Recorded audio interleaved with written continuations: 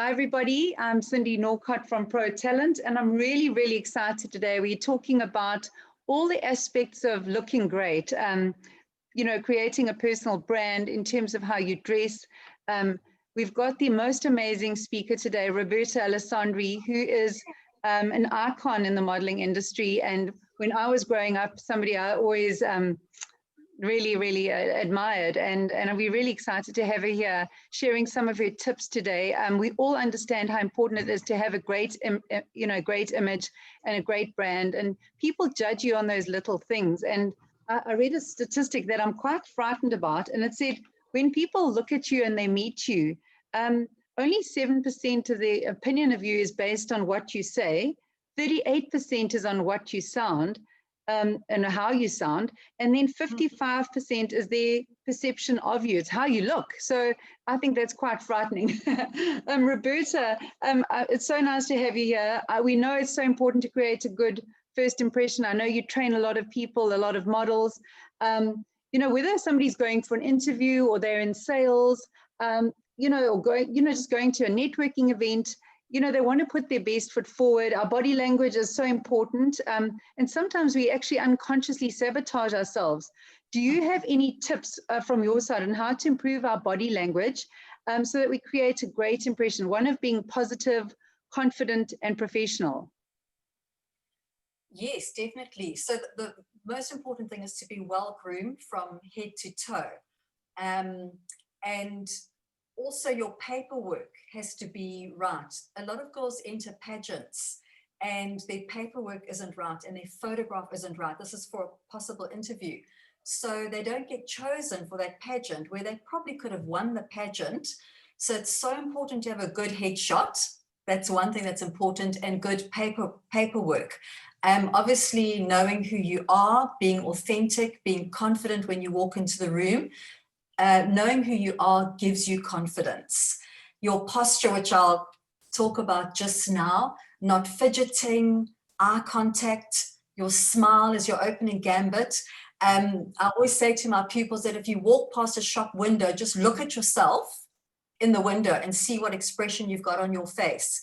Because as you know, those first 10 or 20 seconds when you walk into a room can really make an impression on people. And I always show them just an example. I hope you can see me, I'll have to go on my knees. But if you're walking into a room, if I kind of walk up to you like this, or if I walk up just pulled up with a strong body, with eye contact that's not flinching or fleeting, then it makes such a first impression. And it's like a ripple effect, because if I look negative, people are going to treat me negatively and it's going to lower my self-esteem. But if I look positive, even if I have to fake it, and I tell the girls to fake it, they might be trembling inside, but just act it with what I teach them, then people are so positive towards you that you don't have to fake it anymore. It just becomes real because of the reaction of other people. So your posture and your eye contact and a pleasant smile on your face, or even if you can show your teeth, that is even better. A lot of people find it hard to smile with their teeth, or they're self-conscious. So yeah, upright body means an upright mind, and that's how people will react to you in a positive way. Fantastic. Roberta, one thing my daughter always says, Mom, you've got a resting bitch face. And I always laugh about it, but it's true. I find that often I'm focusing and I think I'm giving a very austere, intimidating, unfriendly persona. How do people remember to smile? Do you have any tips? Because it gets quite exhausting when you smile for a long time. What do models do? What do the professionals do? Because I find that's something I battle with. I have to remind myself, smile, because I'll often go from smiling to serious. And I really think you're so right.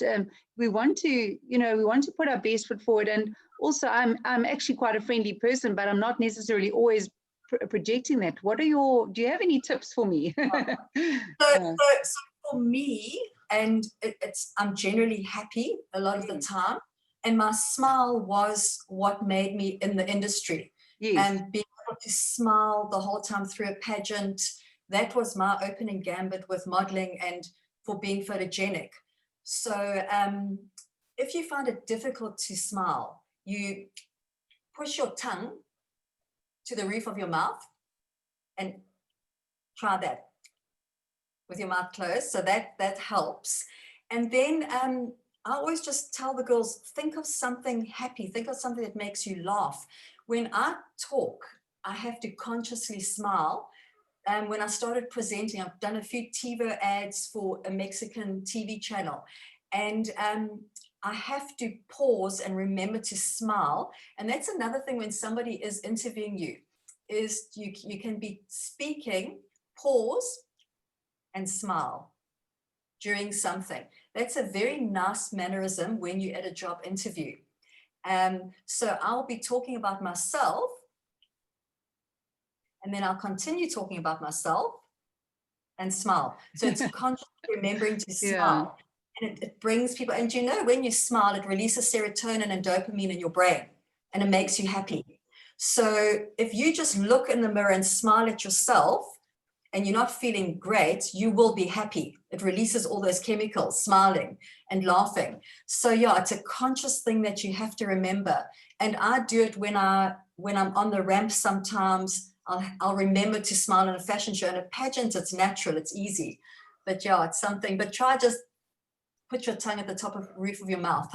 That's a great tip. Thank you. I also think, you know, there's a saying, we don't smile because we're happy. We are happy because we smile. So I think sometimes, you know, we can unconsciously or even consciously program our body language to appear more confident, more happy. And if you think about it, if we go into a networking event, I mean, I think there's nothing more off-putting than meeting somebody who is, as you said, giving negative body language or looking miserable or looking like they lack energy. And I imagine a lot of people listening to this will be in sales. You know, they're walking into a room, they've got to project themselves. Are there any other tips about walking into a room or walking that you know, or standing that you could give to our viewers? Yes, now I've got lots, because that's what I basically do. Yeah.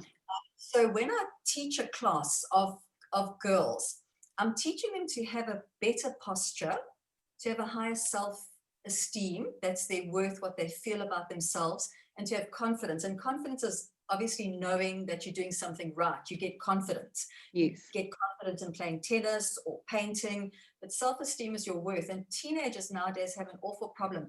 And literally when the moms drop them off, they tell me about their daughter has this awful self-esteem and she's got anxiety. And I say to her, don't worry, when she has finished this class, she's going to come out there happy, pumped, and confident. And they literally do. Because I teach them how to have a correct posture, but I teach them through ramp modeling. And everything to do ramp modeling is power poses. I don't know if you've heard about this whole thing of power poses. You know, if you stand like that for a minute, it raises the testosterone and drops the cortisol. So is it just a case of putting your arms up, or is it a case of standing in a certain way? In a power position. So this whole thing, the modeling is all about power position. So when you are walking down the ramp, you're walking in a very strong, powerful walk. You're posing in a power position. So those things they've discovered raises testosterone, drops cortisol, which makes you feel more confident. It's a whole scientific thing that's all big at the moment, but we've been doing that for years. So the whole class is powerful walking, powerful poses, and it really does get them happy. And of course, the music and that. So when you're walking into a room, of course, your posture is really important. So I'm just going to give you a few tips of getting a good posture. And you're welcome to stand up if you want to. And you're welcome to try the walk, or you can just do that afterwards. But basically, your posture is, everything needs to be in line with itself. So your ears need to be in line with your shoulders in line with your hips in line with the ankles. If it's not, you're doing that.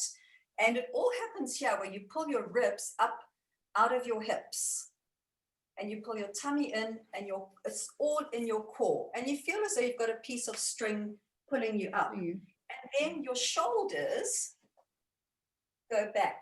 Those two shoulder blades there, it's almost as though you've got wings and you can flap them. So when you're standing nicely as a model, you're basically arching your back slightly and you're pulling your shoulders back like you've got wings. You bend in your hands and you would bend your one knee. So when you're walking into a room as well, instead of just walking, I'm slightly knock-kneed. So when I walk, my knees do turn out naturally.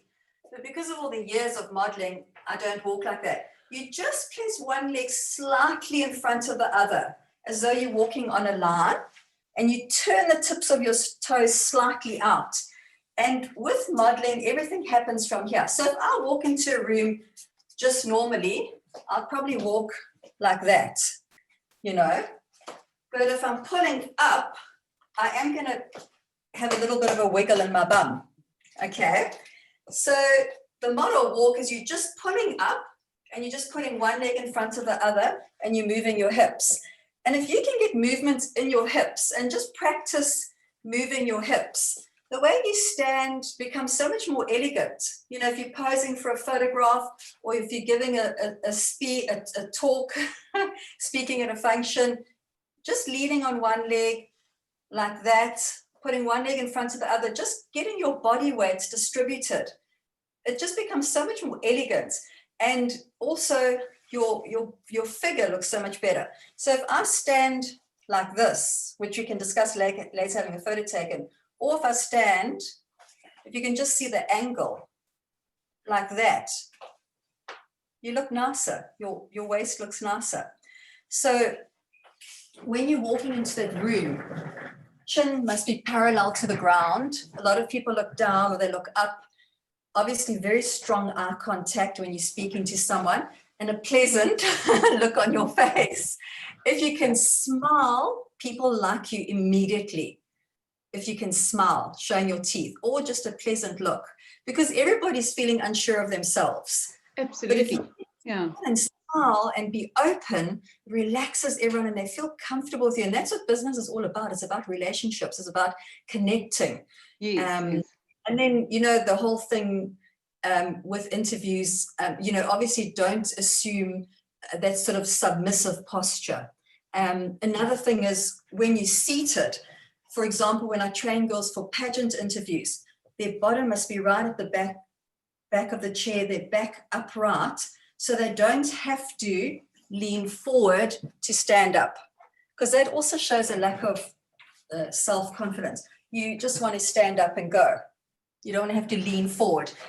And, you know, touching your face, for example, you know, there are obviously things you can do that show confidence and things that don't show confidence.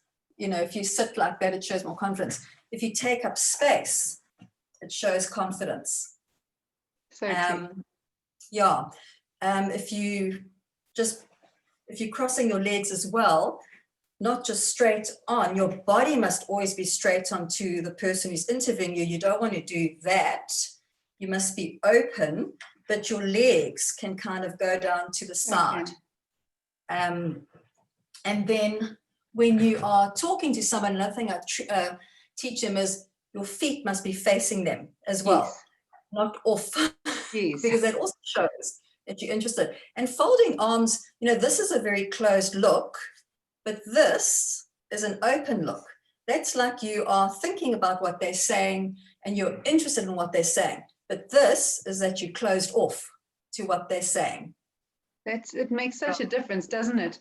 I've got a question, Roberta. You know, with masks now, everybody's walking around in the shops looking invisible, and you know, so you walk in, maybe you walk into a meeting or whatever with a mask. How do you have any tips or anything for somebody who's maybe even in whether it's in the shops or in an office and they're wearing a mask? How do you show some signs of friendliness or warmth? Do you have any suggestions? So it's all in the eyes. Yes. And that's a thing that I can relate to the modeling career, is being a good photographic model, you have to show emotion through your eyes. So that's what makes a cover girl. When you walk past that magazine stand, you buy that magazine because of the look in her eyes. Oh, wow. She projects emotion. And even if her mouth is closed, she can be smiling with her eyes. So there has to be a way that you can just get what you feel. And that's a way of being confident and being real through your eyes. So you can have that mask on and you can see, I can literally smile with my eyes without showing my teeth. And that's True. what you can, wink. Absolutely. And that's when eye makeup comes in. Beautiful brows, beautiful eyes, eye makeup. You can have so much fun with things like that. But yeah, so you can say so much with your eyes. And that's practice.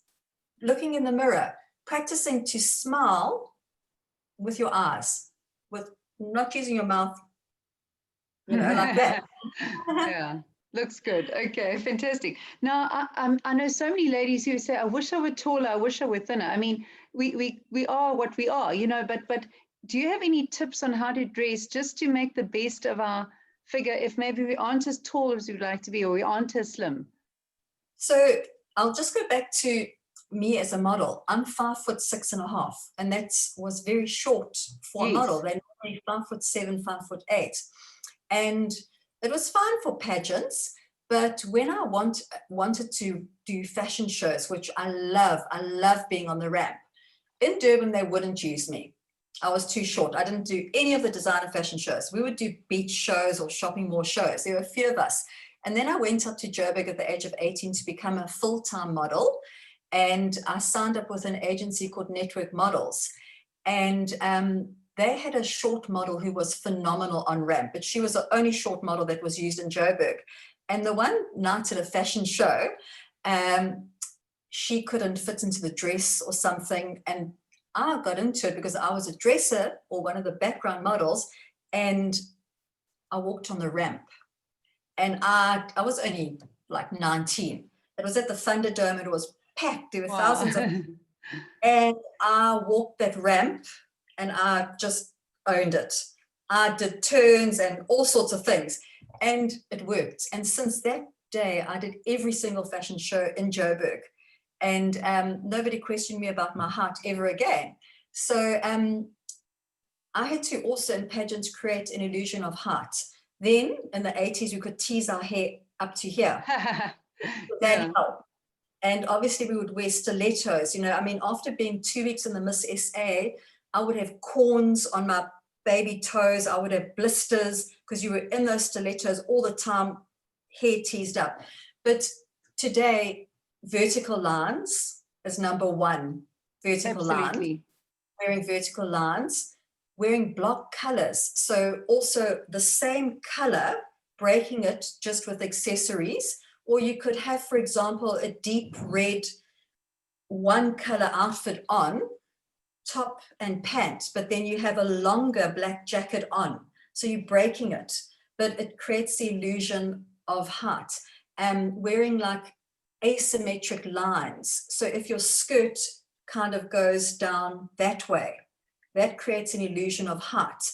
The perfect outfit would be a high-waisted pants, and I'm so excited that they're back in fashion. Yes. High-waisted pants, high-waisted black pants with a charcoal blouse, for example, a grey blouse tucked in.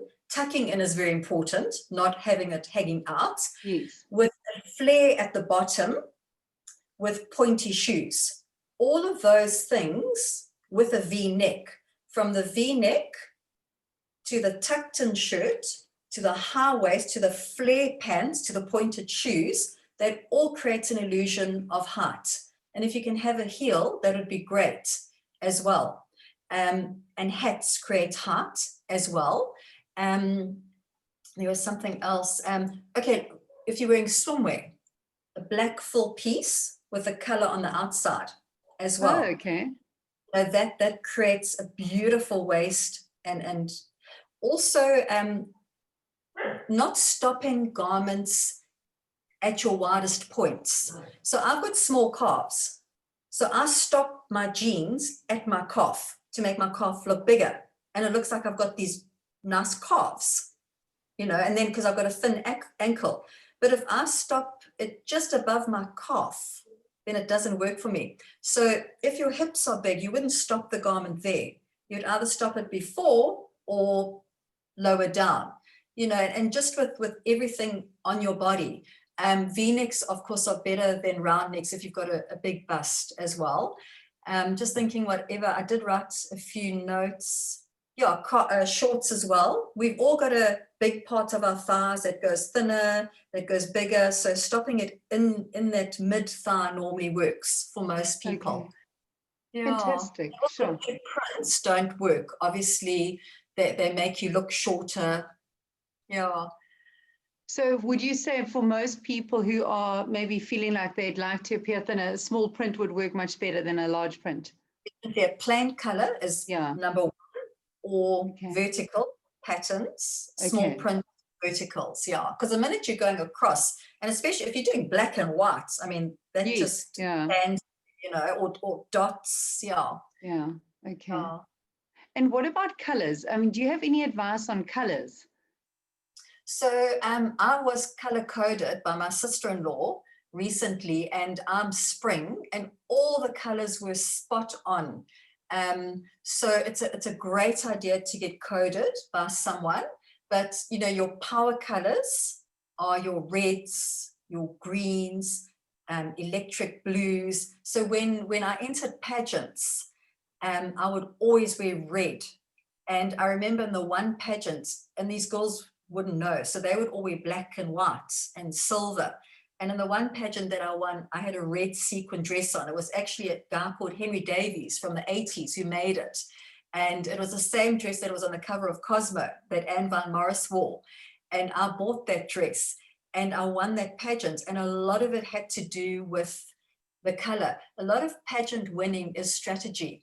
And yeah, definitely. The more experienced you can be, the easier it is to win. You find the experienced girls win. And it was never the sort of most aesthetically beautiful girl that would win a pageant. It was one with a confidence and with a personality and with the interview skills and the knowledge as well, that would win. Isn't that amazing? So there's lots of parallels to business as well, I think, because I mean, if you think about it, often in an interview, somebody is the most qualified. They've got all the technical skills. They have the degree, the diploma. They've got the work experience, but they get trumped by somebody who appears more confident, more engaging. Often, when I interview people, it's about that culture fit. It's about the excitement they have for the job. You know, if somebody says, you know what, you know, I know I'm really good, but, and I say, do you really want the job? And they go, I don't mind. You know, you want to see the enthusiasm and the confidence. So I think it's also nice to stand out as well. If also for me, I speak on a stage, and for many years I used to think, well, it's not really about what I look like, it's about what I say. But pretty soon I actually realized that people will judge you in those first few seconds, and they'll decide whether you're a good speaker or not. And you haven't even said anything, you know. So I've realized that it is important, and wearing something that does stand out, even if it's a lovely pair of earrings or, you know, something, as you say, a lovely jacket, but something that makes you stand out, I think is so important, isn't it? Yes, yeah. Also, another thing that would happen is you would, when you're in a pageant, there would always be the press that would be around for a photo shoot.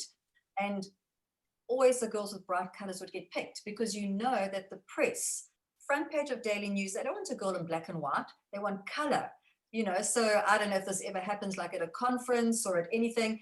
If it's your company that's there, they must wear color if they want to get picked by the press, you know. You can get a front page pick literally by just what you're wearing.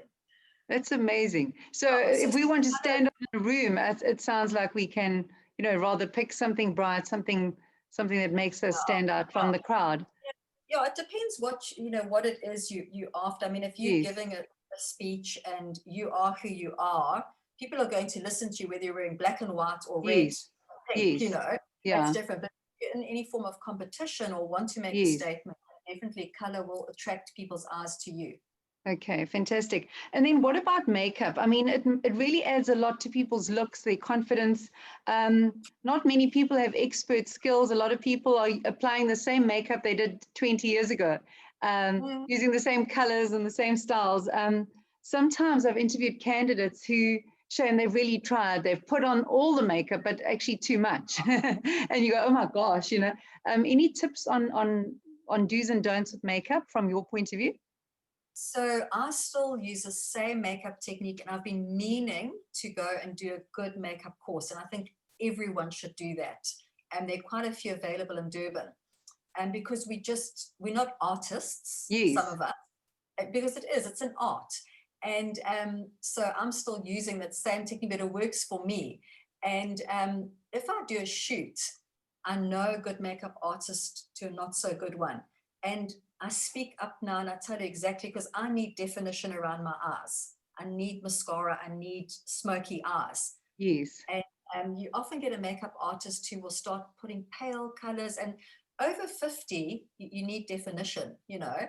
So to do a good makeup course is important, but I think starting with your brows, that's really important. I do my own eyebrows and I draw them on, you know, and with Yes. everything. I haven't had them done, but it's a good idea to have brows done, because if your brows are right, then everything else falls in place. And, you know, there's just I was thinking, everybody knows about makeup. There's a few tips though that I actually wrote down that Awesome. happen. So a simple tip, our eyeliner gets hard, or if it's cold, you melt it a little bit with a lighter. So that's a tip that we used to. Have you done that? So we used to do that in the 80s, and it makes it soft, almost like a gel pencil. The other one is good foundation. It's so important to have a good foundation. So I use a thick foundation. I like a thick one. And then once everything's covered up, it's a beautiful canvas for you to paint on. Before you put mascara on, another thing that I do is I dust my eyelashes with powder, like baby powder, because then it separates your lashes and the mascara holds. Oh, wow. Yeah, I didn't know that. I'm going to try that. No, don't try this, but what I used to do in the 80s is, after putting mascara, and it works amazing, is I'd get a pin and you'd separate each little eye. Yeah, so that's what I used to do entering pageants.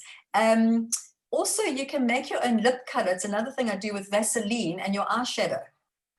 So you just put it all together. It makes a lip gloss, a lipstick, if you run out of lipstick. Dusting powder on your lips, you know, over a tissue, that helps your lipstick stay. So I would do like a layer of lipstick, dust the powder, another layer of lipstick. And there was another product we use, it's still on the market, it's called Lasting Lips. It's like in a little nail polish box, and you paint that over your lips, and it keeps your lipstick on until you have to wash it off. And another thing I wrote down, just simple things that I do, is your Cupid's bow, just marking it with an X, and then, you know, marking here and here, here, here, and just coloring the rest in. I still use a lip liner. I love a lip liner. A lot of makeup artists don't. They paint, but I just use a lip liner and then put lipstick on. Yeah, so those are just a few tips. And then always, you know, go lighter, and you can always add on. I like makeup, so I like to have strong makeup sometimes.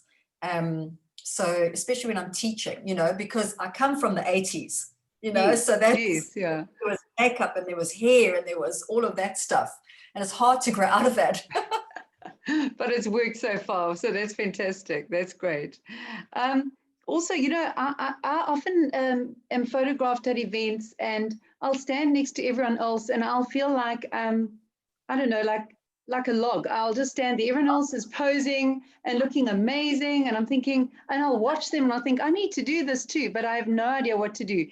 You mentioned that there are some tips to angle your face, or tips on with a photo. Is there anything else? I know you mentioned the chin must be sort of level with the floor or whatever, but anything else for us? Because, you know, so many of us do go to events, we are at places, we do get a photograph done, or maybe we want a new bio, you know, or new picture even for our Zoom profile, you know. Any thoughts on that?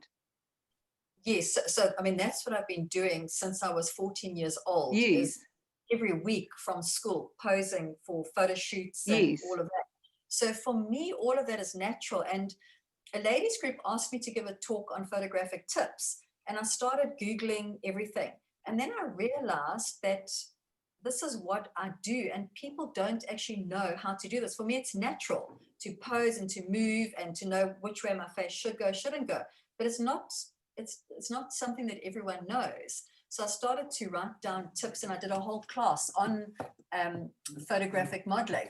And so the first thing is to obviously be direct and project into the camera, but think of something you like beyond that camera.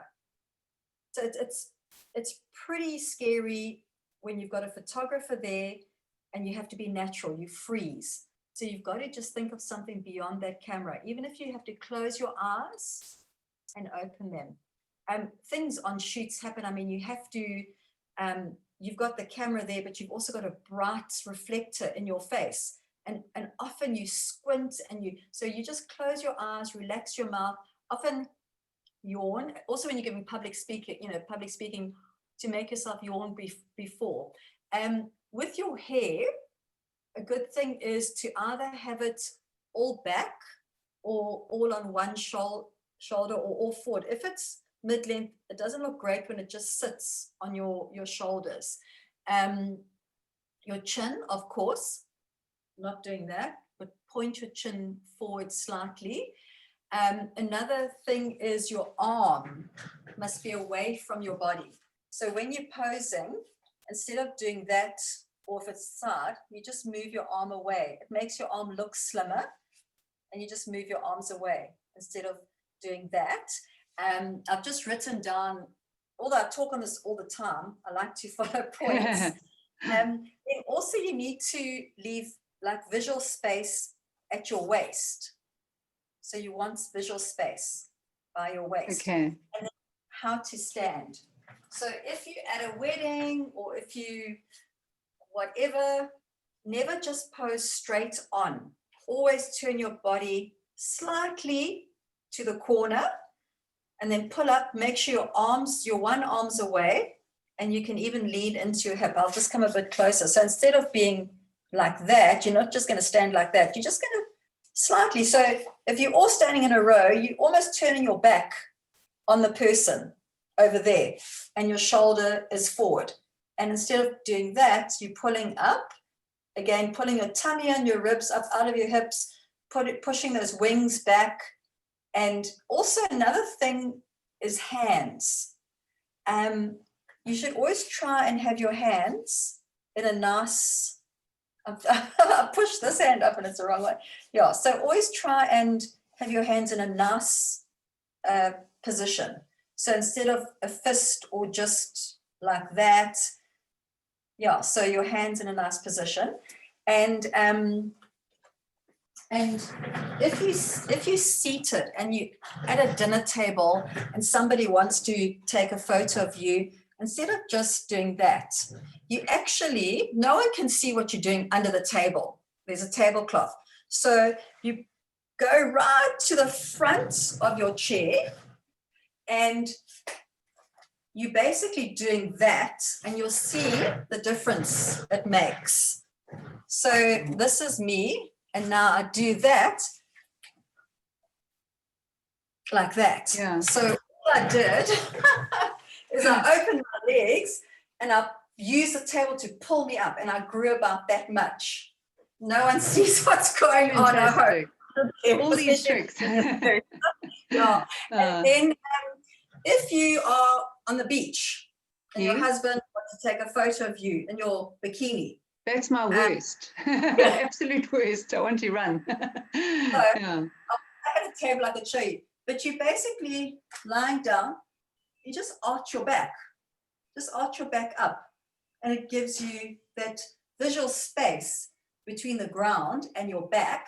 And if you're lying on your side, you just bring your leg over and put your hand over, and that gives your leg that beautiful look. Fantastic. I'm definitely going to try that. If there's anything else, if you're standing up against a pole or a tree, as one does. as you know, there's a tree and your husband's standing in front of you, all you're doing is you just arching your back. You just arch your back, And I mean, I've got photos of me from the same photo shoot, standing like this, straight on and square, and standing like that. Yeah. And you can't believe it looks like a different body. It makes such a difference when you just angle your body. Yeah, and then if you're touching your face, it's obviously gentle. You need to work out what your favorite side is, whether it's that side or whether it's that side. So mine is definitely that side. It's not that side. And you can actually see it looks better that side. And so you need to work that out. And sorry, is that for everybody? Because I went for a photo shoot the other day and the photographer said, this is the better side. I was like, okay. But is that for everyone? I mean, I know nobody's face is fully symmetrical. Okay. Yeah, for most people it is. And then, yeah, you just got to obviously not look down. Yes. Not look too far up. Yes. And try have photographs taken in the shade, not in direct sunlight. Yes. Because that casts shadows. If you're shooting at 1 o'clock in the morning, at 1 o'clock in the afternoon, then you need like a reflector just to take all the shadows away. And then, yeah, I mean, there's so many, standing on your tiptoes as well. That's another thing. So just say you photographed next to someone who's very tall, and you can just stand slightly on your tiptoes, one leg bent. No one will see you on your tiptoes, just to make you a little bit elongated, a little bit taller. So those are the kind of things that I've just learned, over the years. And smiling with eyes. Yeah, absolutely. And what happens if you're the tallest one and you're surrounded by shorter people? Should you drop your height or should you just own it? No, you just own it. Yeah, they must just step in the box or something. Because I'm quite tall and often I'm with very short friends and then I'll like lean in and, Stooped. Yeah, no, so you must just own it. Yeah. Okay. It's funny because shame just to make them feel better. Okay, stand behind them. No, that's fine because you don't want to sort of look like the giant, but you also don't want them to look like they're too teeny, Yeah. That's what I'm saying. Just it's wonderful that you're tall, Yeah. I think a couple of things, I just wanted to share on this webinar, just a few tips because, often I've done training with clients, training their staff about giving a great impression, but it also includes their body language, includes hygiene and grooming. Most of it would be absolutely common sense. But, I think a firm handshake, I don't know if you've had any experience with this, but you know how often I'll interview a woman or a woman will go for an interview, say, with a client, and then she won't really know how to shake hands. So we always say have a really nice firm handshake, even if you are a woman or a woman to a woman. It's just that a lot of people feel like they're not sure what to do, whether they just stand there or not deliver. Do you have any thoughts on that? Yes, handshake is so important. There's nothing, even with a man sometimes, they have a weak handshake. Yes, and then you judge them. Yeah. Yes, that's the thing. It's like walking into a room. If your posture's bad and you don't have eye contact, you can be such an intelligent, kind, wonderful person, but people are not going to see you like that, and vice versa. You might be the absolute opposite, but you project that confidence. It's exactly the same with a handshake. It's so important, and to be the first one to extend your hand as well is fine. Absolutely. Another thing I found sometimes I've been in an office, say I'm visiting a client, and another manager walks in. I think something that I've realized is important is to be that person to stand up to shake hands. Some people just sit there because they're not quite sure what to do. Do you think that's a valuable thing? Yes, definitely. Yeah. And a lot of people obviously suffer from anxiety, social anxiety, and all sorts of things, and they can't do that. They can't be that first one. So it's always nice to step in and make others feel comfortable. Absolutely. And then just basic, hygiene tips. Obviously bathing daily or showering daily, using deodorant, brushing your teeth, just your clothes being mended, being ironed, no stains. I remember when my little girl was my first daughter was about 2. I was wearing these beautiful black suede pants and I thought I looked like the bomb. I got home that evening and realized that her snotty nose had wiped the back of my pants, and I'd been around all day with that. You know, I mean, we've all had moments like that. Any tips on just with regards to your clothing or your shoes or your accessories that you would just say, don't do this or try this? You know what, my mother's got a list, because she's still, when I go out, she's still, she's always glammed up. She's 84. Oh, and she wow. looks glamorous every single day. She has always been the most well-groomed person. And only now am I realizing the value of that.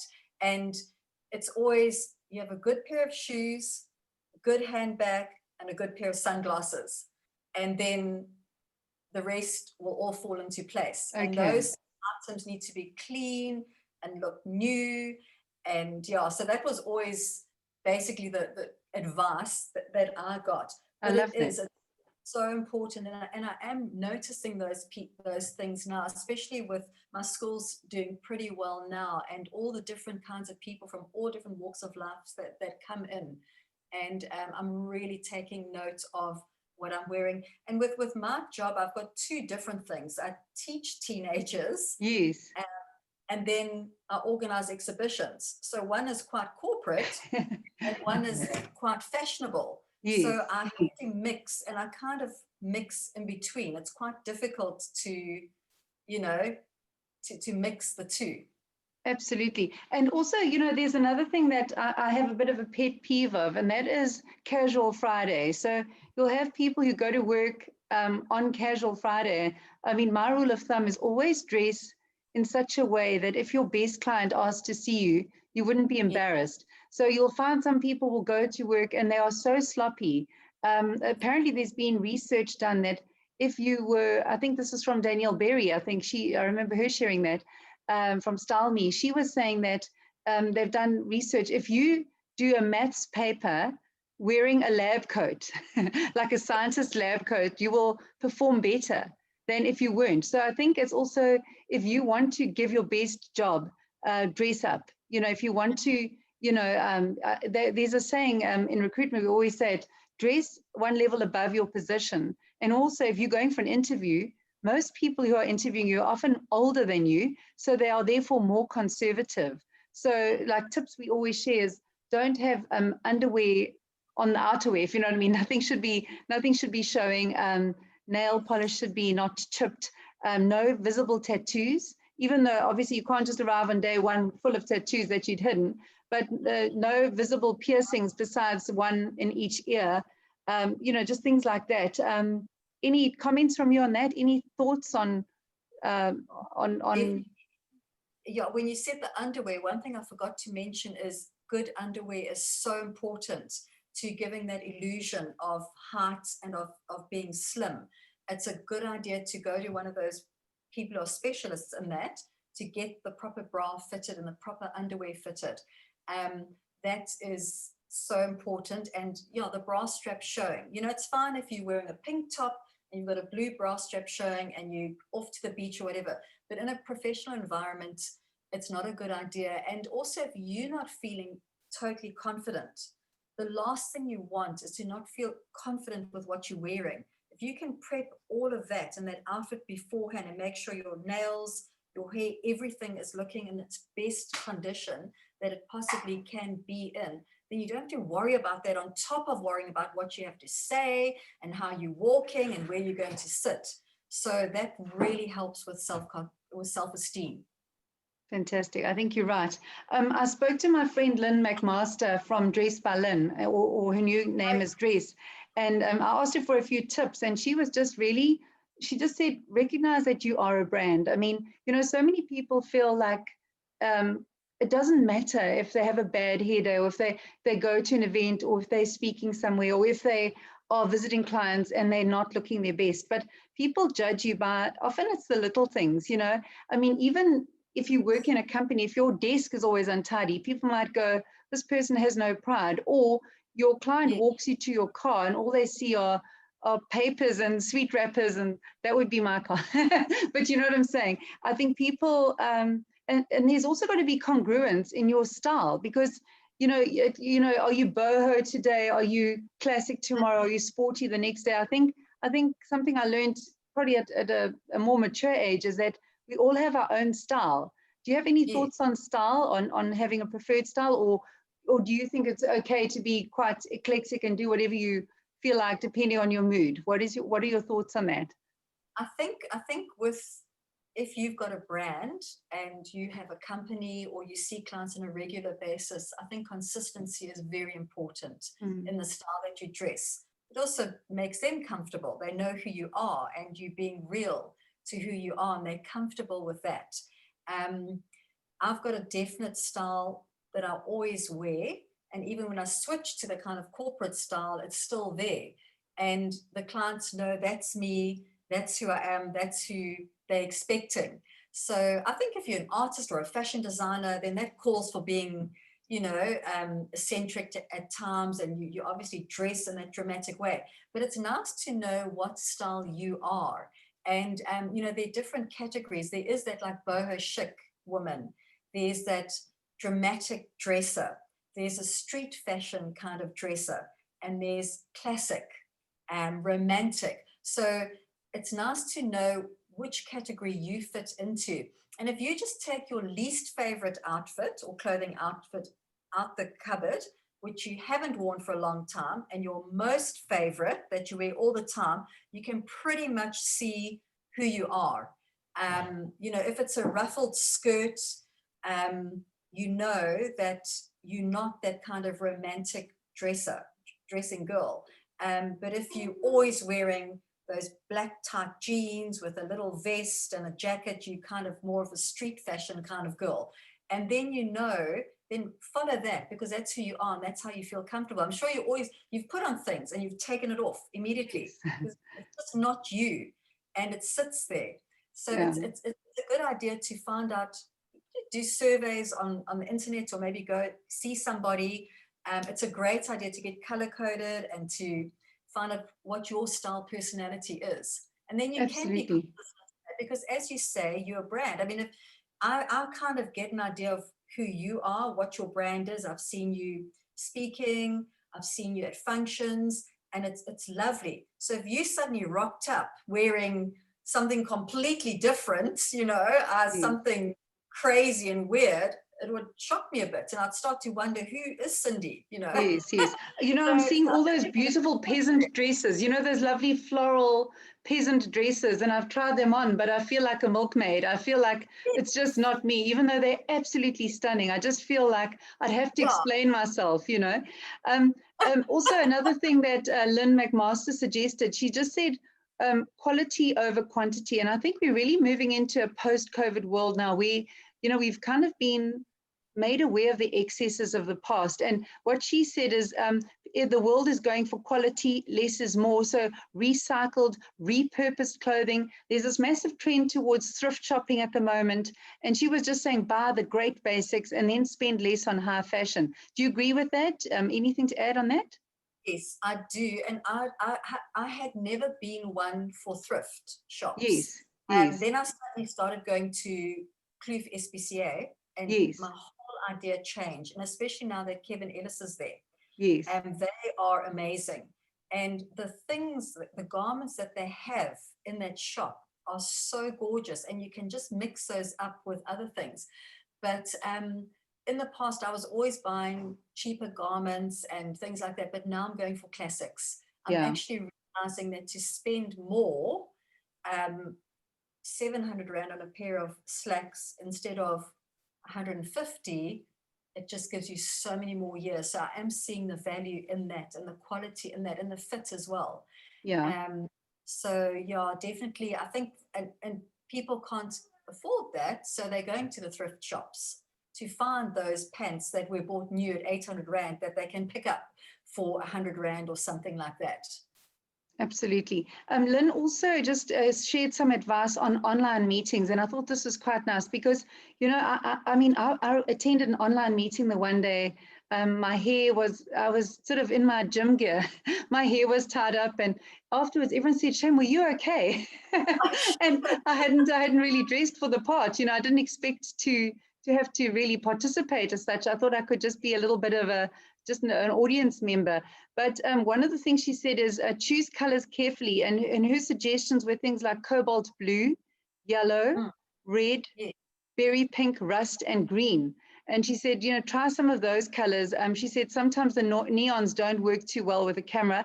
And then she said pastels, make sure you layer them with texture. Otherwise, it can look a little bit, I think, bland. So I thought those are just some nice tips for anybody watching this. But, I know that if you look at people like Donald Trump, let's use him as an example. I mean, I know he always loves to wear that red. He definitely seems to like that power dressing red. And I suppose for many of us, we just want to put our best foot forward. We want to come across as there shouldn't be a disconnect between what we look like and who we are and what we deliver.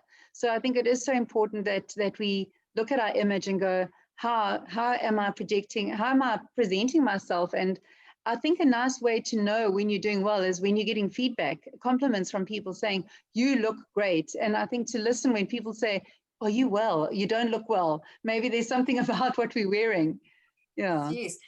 And it's hard I'm probably a bit older than all of you here, but it's hard at that age to still receive compliments because you've been in a marriage for so many years, so you're not getting those compliments from your husband, probably. He stopped the beautiful things about you sometimes, and from friends, and that they think you know it.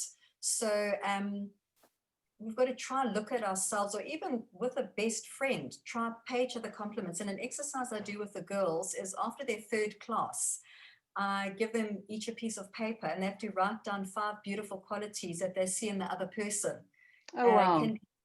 And the things that come out will remain in their minds forever, whether it's a little tweak of the nose, or their giggle, or, their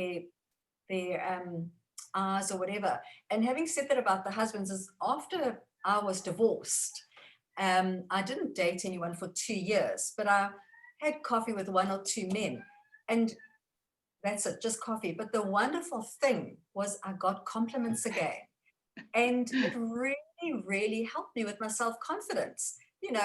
Someone said, for example, you've got nice broad shoulders, or and just those compliments, we need them so much. Yeah. Even just with a friend, just to remind you of your beautiful qualities, because nobody tells you that in life. Absolutely. And I think so many of us are so busy, and, I often think things. I'll often think to say something, and then I forget to say it, in the rush of the conversation, or, you think afterwards, why didn't I tell them they look amazing? So I think sometimes it is such a lovely quality if you are that person who is the compliment giver, because a lot of people really, really, as you say, thrive on them. I mean, everybody loves feedback. And then, and do you have any last tips for today on image, professionalism, confidence, grooming? Anything? Any last comment? My whole thing is from within. It's renewing our minds daily, not being around too much negativity, finding our balance, pursuing our talents and our gifts.